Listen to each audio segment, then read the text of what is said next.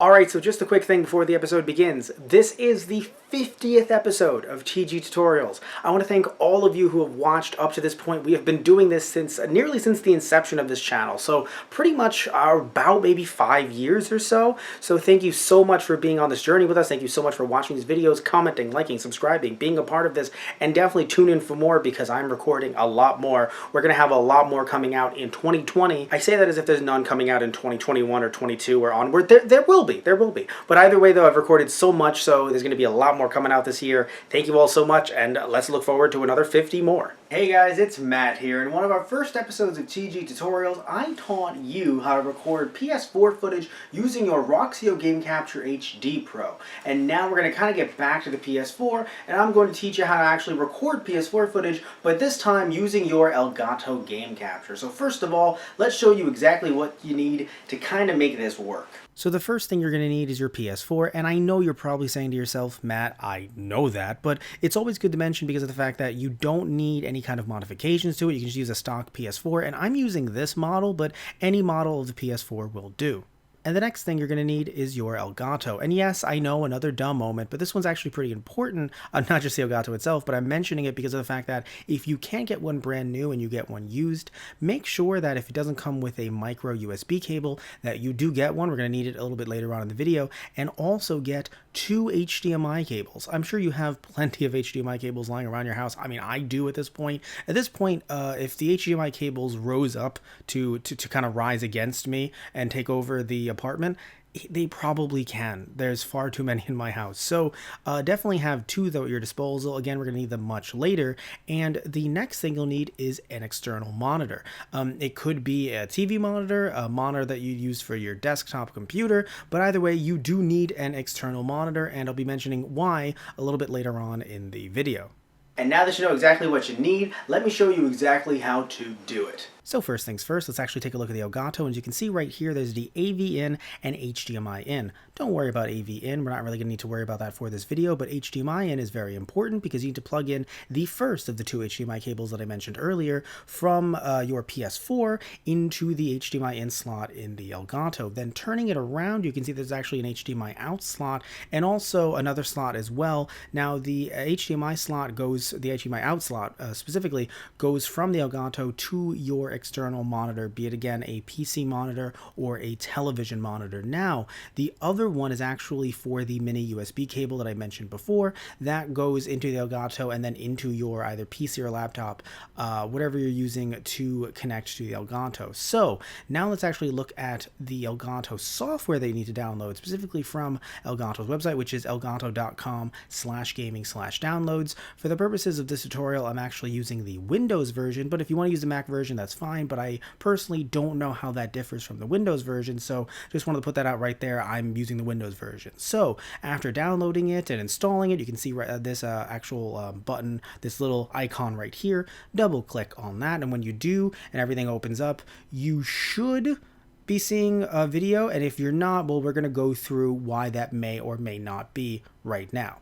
So if your screen doesn't look like this, that is a-okay. If there's a black screen on the left-hand side or maybe on the right-hand side it says no signal, maybe there's even a red box that actually is flashing that says HDCP, that's just fine. But what you need to do though is you need to actually disconnect your PS4 from the Elgato, plug the PS4 into your external monitor, and then from there actually go to the settings tab on your PS4, go all the way down to system, and then once you get there, you might actually have a box that says enable HDCP on, and you're actually going to have to toggle that off like I did, as you can see right here, and then that's how you're going to get the footage. Just the first step you need to do to actually get the footage from your PS4 to the Elgato. Now, if for some reason you've already done that or you already had it off and you're wondering, well, then why for some reason is there PS4 footage, let's say on my television, but not on the actual Elgato itself? Well, what you're going to need to do is actually go to this gear over here on the Elgato software, and when you click on that, what you might have is a case where you actually have the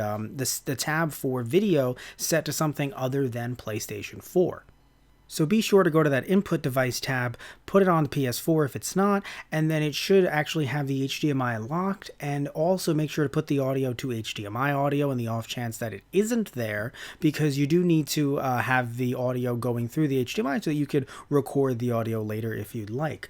There's other cool tabs here as well. I would suggest only messing with them if for some reason you either want the best quality possible, or you're noticing that the highest quality that you might have it at, or the default it might be at, is actually not good for your computer or laptop. Maybe it's actually stressing it out. Mine is stressed out, but not just because of the fact that it's iffy with the Elgato. Nothing against Elgato, it's just his PC specs aren't that good, but also the fact that I'm recording right now. So you're going to see some lag as I'm recording this, because that's just how this computer is, or this laptop is. But if it is for you and it has nothing to do with, let's say, using OBS or any other software to record like it is for me, then you should definitely push this to the lowest settings possible with quality.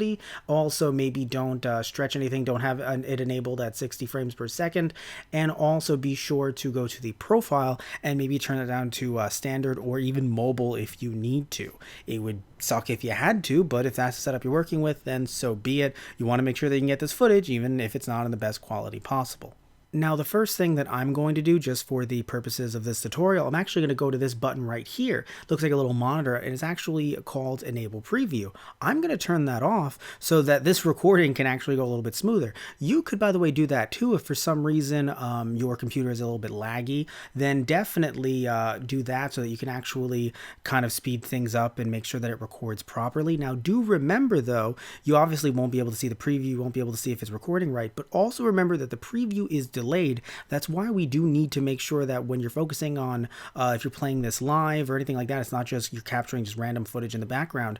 You do need to make sure that you focus on your external monitor, and when you're going live, yes, sadly, you also have to know that it will be delayed. That isn't something that's pro or anti Elgato. That's actually something that happens with all capture software. They're all going to be delayed somewhat.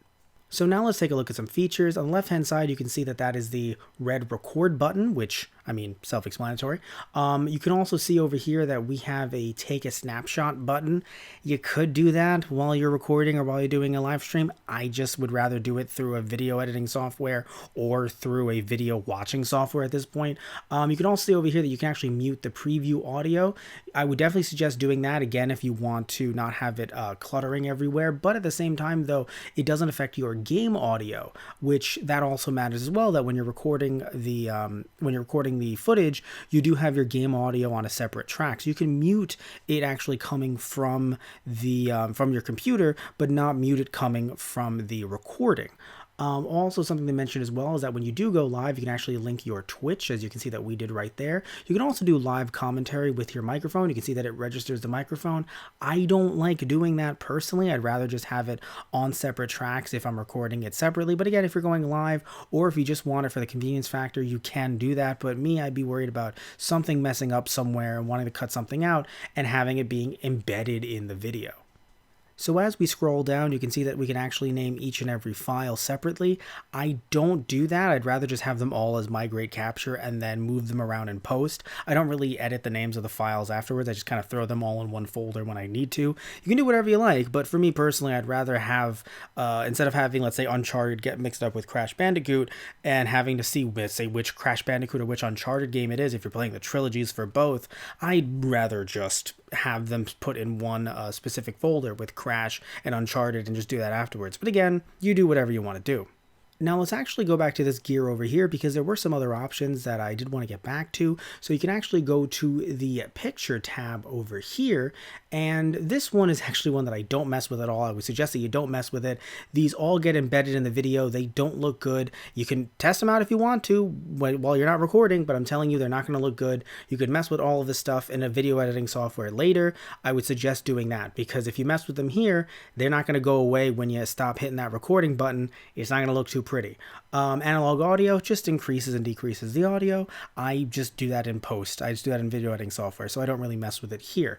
Now, going over to profiles, that's actually very interesting, because if you have different settings for different systems, you can actually mess with them and have one profile be PlayStation 4 and another profile be PlayStation 3, etc., etc. I don't really mess with that, but if you want to, definitely do it. When it comes to advanced, this one is actually very important. I've never really experienced this myself, but if for some reason the screen is flickering, every television is different. For some reason, if on your television the screen is flickering, not on the side of your computer through the software, but on your external monitor, TV, PC monitor, whatever it is, if for some reason it's flickering, definitely move this up TV compatibility to any of these notches, because it might actually be able to help you and solve any of those problems that you're having. Either way, let's jump back to me in front of the shelf. And it's literally just that simple. But if for some reason you're having some problems, for some reason for you it's not that simple, then please comment below and I'll try to help you in any way that I can. Also, I want to make sure that you guys know you can like and subscribe the video. I'm sure you might know this already, but you can like and subscribe the video if you like the video, or if you don't like the video, this is something you might not know. You can actually still like and subscribe either way. But either way, comment below with any questions, concerns, any cool things like that. Anything you want to add to the discussion, please say it below. You love the video, you hate the video, whatever you want to say about it. My ears are open. I have two hearts now, and my ears are open as well. Anyway, thank you all so much for watching. Love you guys. Take care and tune in next time for another episode of TG Tutorials. Alright guys, so see ya.